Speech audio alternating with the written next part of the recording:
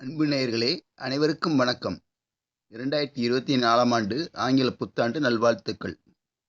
சிறிய இடைவேளைக்குப் பின் உங்களை மீண்டும் சந்திப்பதில் மகிழ்ச்சி அடைகிறோம். தலைவி மாசு சவுந்தரராஜன் அவர்கள் எழுதிய யோசனை என்ற சிறுகதை தொகுப்பில் இன்று நாம் பார்க்கப் போகும் சிறுகதை அழகான பொண்ணுதான். விவேக்கும் வடிவேலும் நெருக்கமான நண்பர்கள். இருவரில் விவேக்கிற்கு முதலில் திருமணமானது. அழகு தேவதை போன்ற அம்சவேணி அவனுக்கு மனைவியாய் வாய்த்தாள். வடிவேலுக்கு தன் வீட்டில் பெண் பார்க்கப் போவதாக சொன்னபோது தன் நண்பனைப் போன்றே செவத்த பொண்ணாக, படித்த பெண்ணாக, லட்சணமான பெண்ணாக இருக்க வேண்டுமென்று வீட்டில் கண்டிஷன் போட்டான்.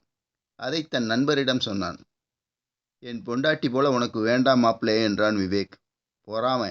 கருப்பான எனக்கு எங்கே செவத்த பொண்ணா கிடைச்சிடுமோன்னு என்ற பொறாமை. இல்லை மாப்பிள்ள, நண்பன் வாழ்வை நாசப்படுத்த எந்த உண்மையான நண்பனும் நினைக்க மாட்டான்.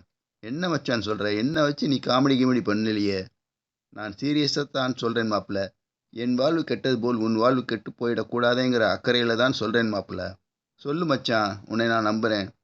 அழகான பொண்ணுனாலும் அழகில்லாத பொண்ணுனாலும் உறுப்புகளும் உணர்ச்சிகளும் ஒன்றுதான் மாப்பிள்ள.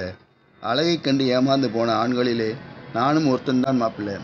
என் மனைவி அம்சவேணிக்கு ஊர் சுத்தவும் உல்லாசமாக இருக்கவும் பிடிக்குது. ஆனால் என் அம்மாவையும் தங்கச்சியும் பிடிக்கலடா மாப்பிள்ள. வீட்டு வேலை தெரியல, சமையல் செய்ய தெரியல, ஆனால் சண்டை போட தெரியுது. கம்ப்யூட்டர் முன்னால் இருக்க தெரிஞ்சவளுக்கு வீட்டில் எப்படி இருக்கணும்னு தெரியலடா. அவளால் நான் நிம்மதி இழந்து தவிக்கிறேன்டா மாப்பிள்ள. மனைவி அவரவளுக்கு அழகு முக்கியம் இல்லடா, அடக்கம்தான் முக்கியம். முகலட்சணம் முக்கியம் இல்லடா, அகலட்சணம்தான் முக்கியம். நாகரிகம் முக்கியம் இல்லடா, அநாகரிகமாக நடக்காமல் இருக்கிறது தான் முக்கியம்.